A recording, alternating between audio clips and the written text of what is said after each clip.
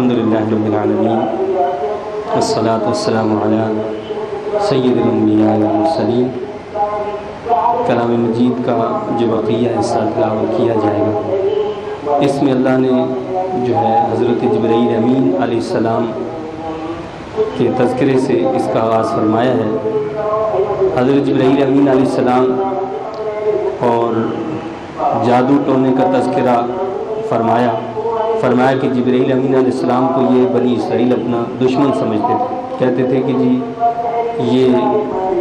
بنی اسماعیل پر، چونکہ حضور نبی کریم صلی اللہ علیہ وسلم بنی اسماعیل سے تعلق رکھتے تھے، ان پر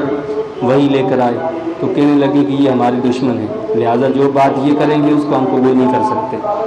تو جبرائیل امین علیہ السلام کو اپنا دشمن بتاتے حقیقت کو اس طرح واضح کیا کہ ان لوگوں کو نبیوں کی تعلیمات سے دراصل کوئی دلچسپی نہیں، ان کی دلچسپی تو سفلی، جادوگری اور شیطانی عملیات سے ہے، جو ہمیشہ سے شیاطین کا طریقہ رہا ہے۔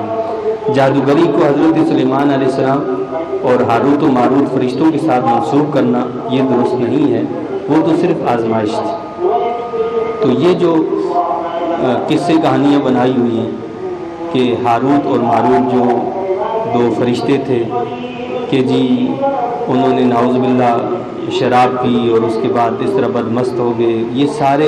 قصے ہیں، کہانیاں ہیں جن کا حقیقت سے کوئی تعلق اور واسطہ نہیں، اس لیے کہ قرآن تو کہتا ہے کہ فرشتے اللہ کی وہ مخلوق ہیں کہ لا یعصون اللہ ما امرہم ویفعلون ما یؤمرون، وہ اللہ کی کسی حکم کی نافرمانی نہیں کرتے، وہ تو کرتے وہی ہے جو اللہ نے ان کو حکم دیا۔ تو یہ سارے جو اسرائیلیات سے قصے لیے گئے ہیں، لہٰذا ان پر اعتماد نہیں کرنا چاہیے۔ اور حضرت سلیمان علیہ السلام بھی جو ہے وہ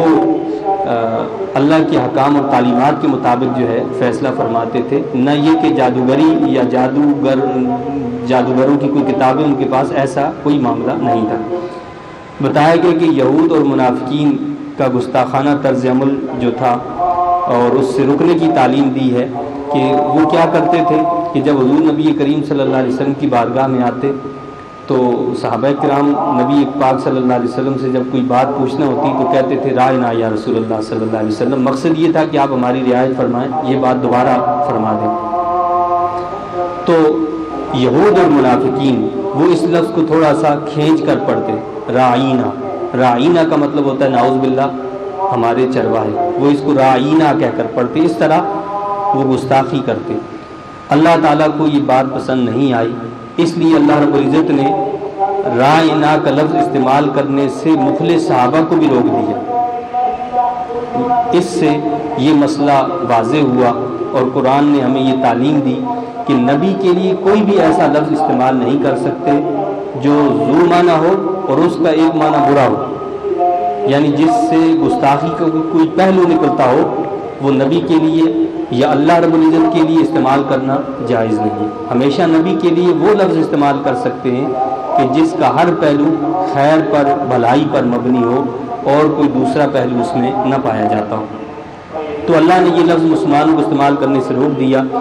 اب رسول پاک صلی اللہ علیہ وسلم کے لیے ایسا ذو معنی لفظ استعمال کرنا جائز نہیں ہے جس سے توہین کا کوئی بھی پہلو نکلتا ہو۔ یہود و نصارہ کے بارے میں بتایا کہ یہودی نصارہ کو اور نصارہ یہودیوں کو گمراہ قرار دیتے تھے، جبکہ مشرکین مکہ دونوں کو گمراہ کہتے تھے، وہ کہتے تھے یہ دونوں گمراہ ہیں۔ پھر سیدنا ابراہیم علیہ السلام کی امامت اور آزمائش کا ذکر کیا گیا، یہود کو انعامات الہی یاد دلا کر اور آخرت کی جوابدہی کا احساس دلا کر ایمان کی دعوت دی گئی،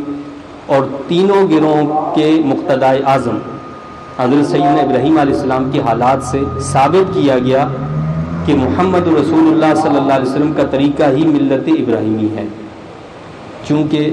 یہودی بھی ابراہیم علیہ السلام کو مانتے تھے، نصارہ بھی مانتے تھے اور مشرکین بھی مانتے تھے۔ مشرکین بھی کہتے تھے کہ ہمارے جد امجد حضرت ابراہیم علیہ السلام ہیں۔ تو اللہ نے یہ واضح کیا کہ اگر تم ان کو اپنا مقتدا مانتے ہو تو محمد عربی صلی اللہ علیہ وسلم کی تعلیمات تو وہی ہیں جو ابراہیم علیہ السلام کی تعلیمات تھیں۔